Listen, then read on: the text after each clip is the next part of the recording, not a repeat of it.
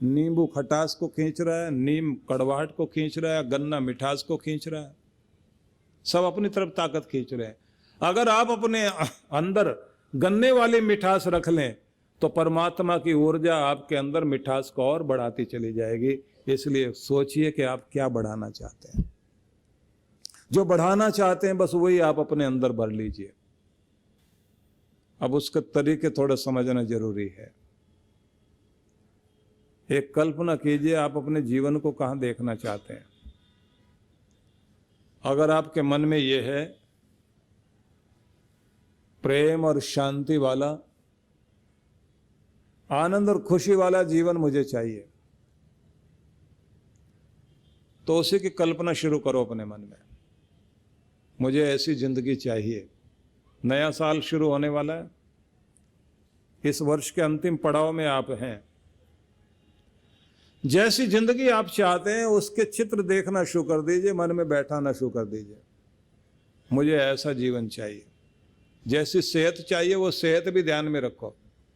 जैसा धन चाहिए वो धन ध्यान में रखिए। जैसा घर परिवार आपको चाहिए वो ध्यान में रख लीजिए। और उसी चित्र को ध्यान में रखकर भगवान से अपनी अरदास करते हुए उसी का आशीर्वाद मांगो कि ये मेरी कामना है और ये मैं चाहता हूं कि ये पूरा हो। और ध्यान रखना, जितनी श्रद्धा से आप मांगोगे धीरे धीरे करके वही सब आपकी आंखों के सामने आना शुरू हो जाएगा। बस आपको यही सीखना है।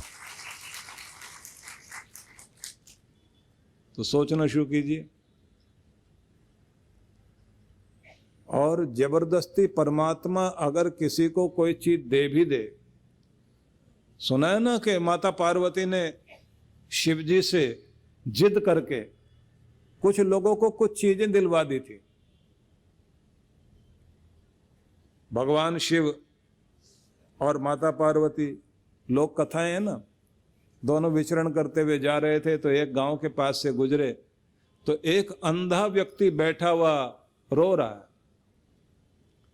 अगर भगवान तू मुझे आंखें देता, रोज तेरे मंदिर में दर्शन करने के लिए आता और तेरी सुंदर दुनिया को देख करके मैं आह्लादित होता, क्योंकि मंदिर में भी तेरे दर्शन करता और पूरे ब्रह्मांड में जहां जहां भी तेरा रूप संसार में दिखाई देता है, हर रंग में तेरे दर्शन होते। पर तूने तो मेरी जिंदगी में रोशनी दी नहीं। पार्वती माता को इतनी दया आई, क्योंकि पार्वती माता प्रेम करुणा की प्रतिमूर्ति है। तो शिव जी से उन्होंने आग्रह किया, इस जीव पर दया कीजिए, इसको आंखें दीजिए। भगवान शिव बोले ये इस लायक नहीं है तो इसको ये शक्ति दी जाए, क्योंकि दे भी दी गई तो ये संभाल नहीं पाएगा और दे भी दिया गया तो ये दुरुपयोग करेगा। नहीं प्रभु, इसकी भाषा सुनी आपने? बोले भाषा नहीं, ये जबान पर है, दिल में नहीं है। पार्वती माता कहती हैं आप देंगे तो इसकी बुद्धि ठीक हो जाएगी। भगवान शिव ने जिद के आगे बात मानी, कृपा कर दी, अंधे को आंखें दे दी। थोड़ा आगे चले, एक आदमी चलता हुआ आ रहा, लंगड़ाता हुआ,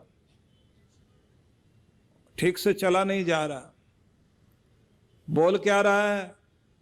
ऊंचे दर हैं तेरे, ऊंचे पहाड़ पर तेरा मंदिर, सारी दुनिया वहां जाती है मनोकामना के लिए, मैं तो वहां पहुंच जाऊं, वहां से उतरूं नहीं कभी। और ये इतना 12 किलोमीटर का पहाड़ है, इसकी परिक्रमा करूं, पूरी दुनिया के तीर्थों में जाऊं, ये पांव तेरे तरफ लेकर के जाएं, ये बख्शीश करो भगवान।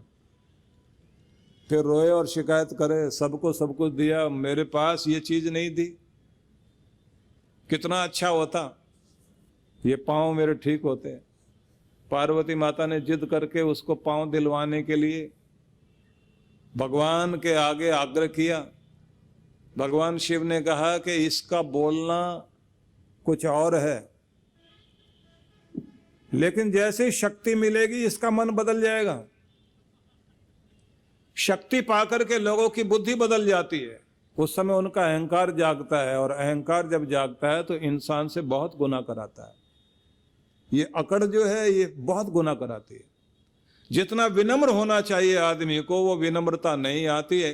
चीजें मिलते ही आदमी को अहंकार आना शुरू हो जाता है, इस लायक नहीं रहता कि उसे प्यार दिया जाए। अहंकार जो है धिक्कार दिलाता है। और भगवान को सब कुछ बर्दाश्त है, लेकिन किसी की अकड़ बिल्कुल नहीं बर्दाश्त है, क्योंकि उसके दर पर तो झुक करके ही सब कुछ मिला करता है। जो दर पर झुक गया उसने सब कुछ पा लिया, और जो दर पर जाके अकड़ गया पाया हुआ भी खो बैठा। माता पार्वती की जिद पर भगवान ने उसको टांगे ठीक कर दी। एक और व्यक्ति था, बोल तो नहीं रहा था लेकिन आंख से आंसू बह रहे थे। पार्वती माता उसके पास गई, लोगों से पूछा ये कौन है? बोले गूंगा आदमी। रो क्यों रहा है? कि आप ही देखिए क्या कहना चाहता है। अब गूंगा क्या बोले, उसके इशारों से समझ में आ रहा था कि कितने अच्छे लोग हैं जो गीत गाते हैं भगवान के। अच्छी वाणी के द्वारा लोगों का सम्मान करते हैं, सम्मान पाते हैं। मेरे पास अगर वाणी होती, मैं उस भगवान के गीत गाता। माता पार्वती ने जिद करके उसको वाणी दिलवा दी। एक बहुत गरीब दीनहीन व्यक्ति, रुपए पैसे के कारण न होने के कारण बहुत ज्यादा दुखी था। माता पार्वती ने उसको धन दिलवा दिया। अब कुछ समय के बाद भगवान शिव और पार्वती उसी गांव से फिर होकर निकले। अब माता पार्वती ने कहा ये तो वही गांव है जहां आपने बहुत करुणा की थी, क्योंकि आप करुणा वाले हैं। कर्पूर गौरम करुणावतारम संसार सारम भुजगेंद्र हारम। भगवान शिव का यही तो रूप है। कर्पूर जैसे गोरे। शिव जी को लोग कई सारे नीला दिखा देते हैं। शिव जी नीले नहीं है, नीलकंठ है।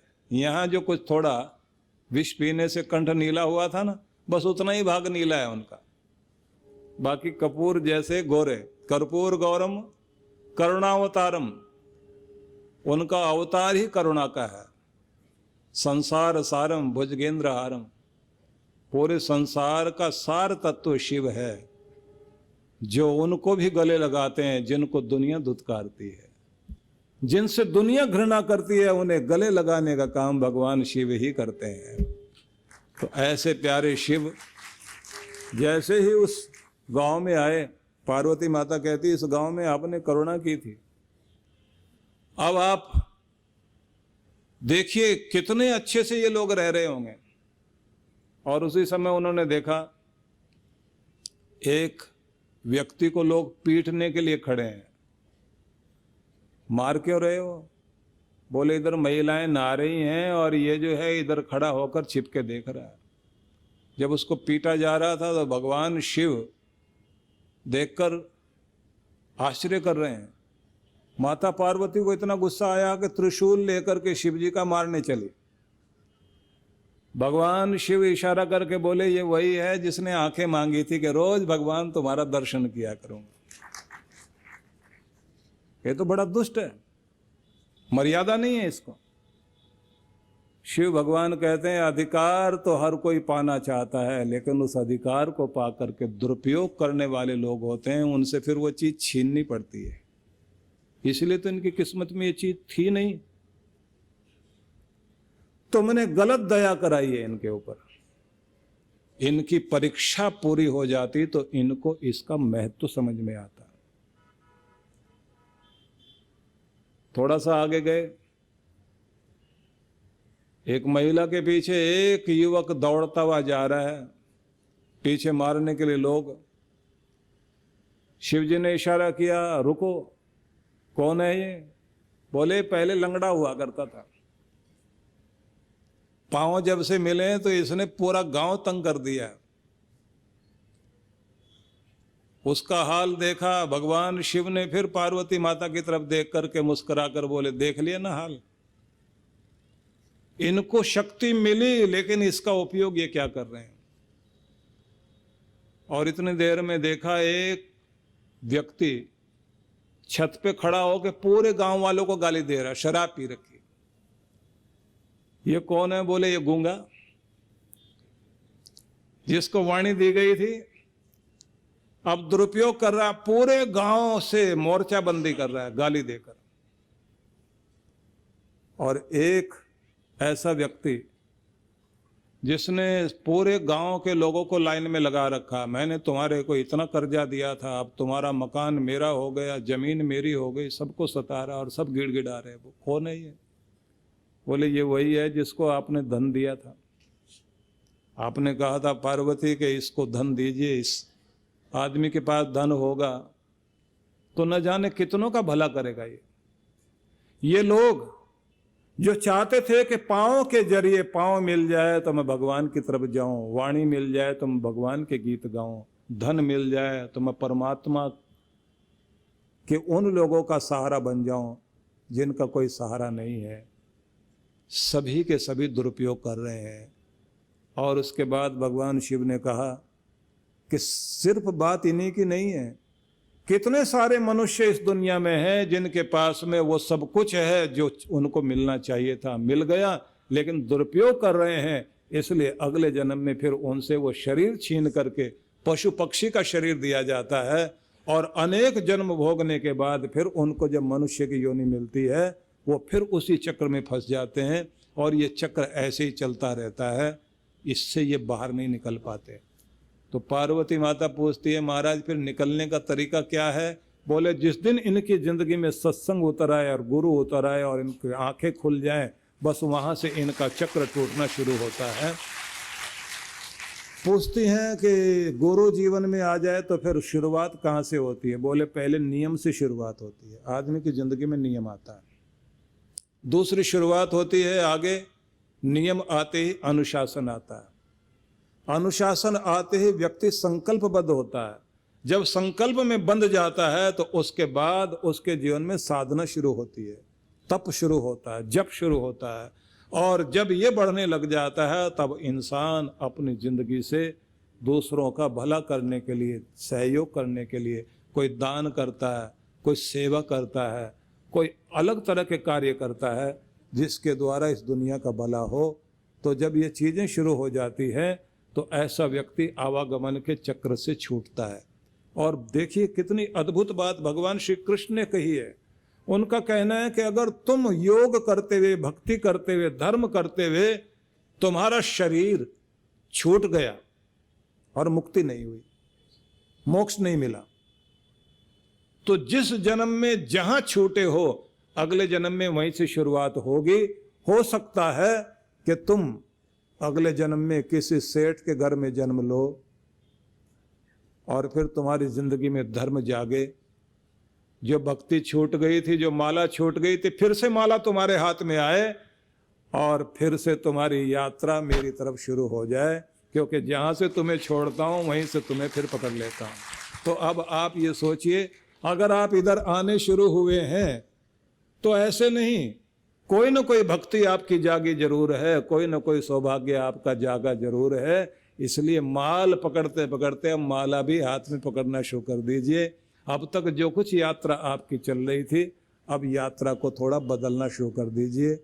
भगवान श्री कृष्ण कहते हैं दुनिया में कुछ पशु की तरह से जीते हैं, कुछ विचार पूर्वक जीते हैं, कुछ जिंदगी से देते हुए जीते हैं। तुम मनुष्य योनि में हो तो देवता वाली स्थिति में हो या राक्षसों वाली में, इस चीज को समझने के बाद अपने अंदर इसे ढूंढना शुरू करो कि 26 ऐसे गुण हैं जो देवताओं के गुण कहलाते हैं। उसकी थोड़ी थोड़ी प्रैक्टिस कर लो तो किसी जन्म में तुम्हारे पास ये गुण थे, हो सकता है इस जन्म में उसको भूल गए हो या दबे पड़े हो। सोना सोना ही होता है, भले उसके ऊपर कितनी भी मिट्टी पड़ी हुई हो। जब उसको आप थोड़ा सा धो देंगे या कुरे देंगे, सोना फिर बाहर प्रकट हो जाएगा। तो बस अपनी उन दिव्यताओं को चमकाना शुरू करिए। ये जो 26 गुण है इसको कहा है दैवी संपदा, दिव्य गुणों की दौलत। ये सब आपके अंदर है और इसके लिए कुछ खास करने की जरूरत नहीं है, बस थोड़ा सा अभ्यास करना है। और मजे की बात है, जिन चीजों के बारे में भगवान कृष्ण कह रहे हैं, अगर उन्हें आप अपनाते हैं तो इस दुनिया में भी सफल होते हैं। जैसे उन्होंने कहा अभयम सत्व संशुद्धिर ज्ञान योग व्यवस्थिति। कहते हैं अगर तुम्हारी जिंदगी में निर्भयता से जिंदगी जीने की आदत पड़ गई तो कोई चिंता और कोई निराशा आपको दबा नहीं सकती, क्योंकि दुनिया पर राज कर रहा है भय, डर राज कर रहा है। जब से आपने होश संभाली आपके ऊपर डर राज कर रहा है। अपने डर से ऊपर उठना शुरू कर दीजिए। करोगे कैसे? भगवान वो सिखा रहे हैं। हर आदमी की जिंदगी में डर कहीं ना कहीं चिंता का, निराशा का कारण है।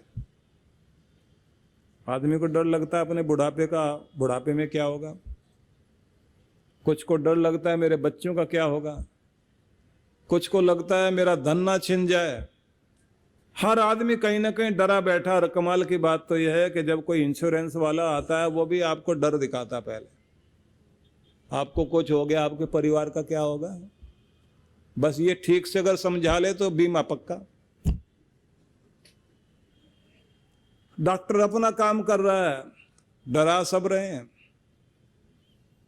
वकील भी अपना काम इसी तरह कर रहा है। पूरी दुनिया में डंडा राज कर रहा है, मतलब डर राज कर रहा है। लेकिन ये डर जहां खत्म होता है जाकर, वो दुनिया अलग है। बस उसे समझने की जरूरत है। तो 26 गुण हैं, इन्हें आप अपना लीजिए और उसके बाद आप अपने जीवन में चमत्कार देख लीजिए।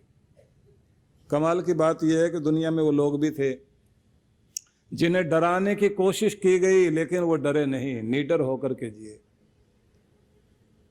पंजाब की धरती में 10वीं पातशाही ने जिस एक बंदा बहादुर को शक्ति दी थी कि जागो, और माला पकड़ी हुई है तो माला के साथ अब भाला भी पकड़ो। बंदा बहादुर इतना शक्ति से युक्त था, युद्ध भी करता था, लेकिन साथ साथ में जब मौका लगता था ना कि मोर्चे पर हम जीत रहे हैं, तो उसी के साथ जाकर के अपने फौजियों से कहता था अच्छा तुम लोग लड़ो, मैं थोड़ा बैठता हूं, और आंखें बंद की और ध्यान लगा लिए। और आखिरी घड़ी में जब उसके ऊपर अत्याचार हुए, कोई अत्याचार उसको रुला नहीं पाया, क्योंकि ये जो विद्या है ये डर के ऊपर काम करती है। छोटी सी आयु का बच्चा, उसको कोई डरा नहीं पाया, मौत नहीं डरा पाई। और वे भी लोग हैं जिनको सोते सोते भी डर जाते हैं, अपने घर में बैठे बैठे भी डर जाते हैं, क्योंकि डर हमारे ऊपर काबू पाए हुए है। मौत के 9 रूप होते हैं, उनमें डर सबसे पहली चीज है।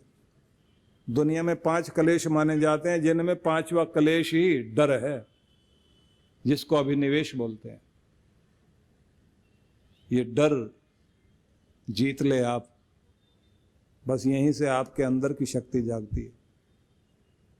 कृष्ण भगवान ने जब अर्जुन को उपदेश दिया था, उसमें सबसे पहली बात यही समझाई थी, नैनम छिन्दन्ति शस्त्राणि नैनम दहति पावकः। ये तुम्हारी आत्मा वो तत्व है जिसे कोई काट नहीं सकता, आग जला नहीं सकती, हवा सुखा नहीं सकती, पानी गीला नहीं कर पाएगा, तुम रहोगे। सार में ये कहना चाहता हूं, ये विद्या है, दैवी संपदा की विद्या। थोड़ा सा अभ्यास कर लेना घर में, थोड़ी विधि बता दूंगा आपको। रोज थोड़ी देर के लिए बैठिए।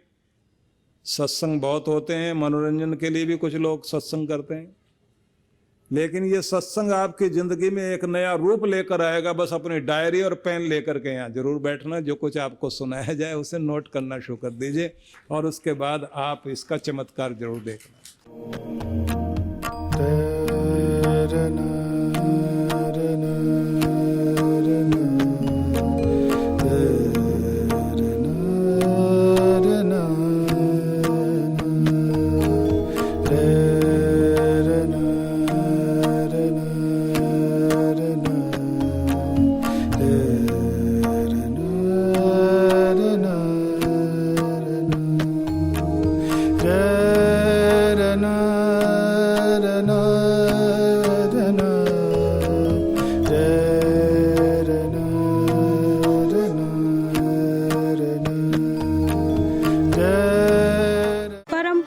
सद्गुरुदेव सुधांशु जी महाराज के पावन सानिध्य में जीवन में सुख शांति एवं समृद्धि के सूत्र विराट भक्ति सत्संग कार्यक्रम की रूपरेखा 7 दिसंबर से 11 दिसंबर 2022। समय प्रातः 9 बजे से 11 बजे तक व सायं 5 बजे से 7 बजे तक। सत्संग स्थल MBMC क्रिकेट एकेडमी ग्राउंड, मेरी गोल्ड कॉम्प्लेक्स के पास पानी की टंकी, बेवर्ली पार्क, मीरा रोड, पूर्व ठाणे, महाराष्ट्र। विशेष सूचना 10 दिसंबर 2022 का कार्यक्रम वरदान लोक आश्रम में प्रातः 10 बजे से 12 बजे तक होगा। विशेष कार्यक्रम गुरु मंत्र एवं दीक्षा रविवार 11 दिसंबर 2022 दोपहर 12 बजे सत्संग स्थल पर। आयोजक विश्व जागृति मिशन मुंबई मंडल। संपर्क सूत्र